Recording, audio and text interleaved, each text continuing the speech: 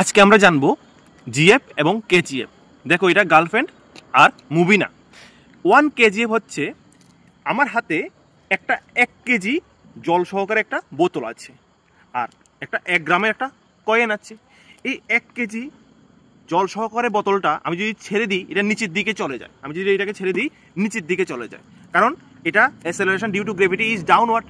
এই বোতলটা যতটুকু ফোর্স ফিল করে ওই ফোর্সকে বলা হয় 1 কেজিএফ। ঠিক একইভাবে এই 1 গ্রামের কয়েনটা যতটুকু ফোর্স ফিল করে ডাউনওয়ার্ড ডাইরেকশনে ওই অতটুকু ফোর্সকে বলা হয় 1 জিএফ, 1 গ্রাম ফোর্স। 1 কেজিএফ আর 1 জিএফ এর মধ্যে ডিফারেন্স কি? 1 কেজিএফ হচ্ছে 1000 জিএফ এর সমান।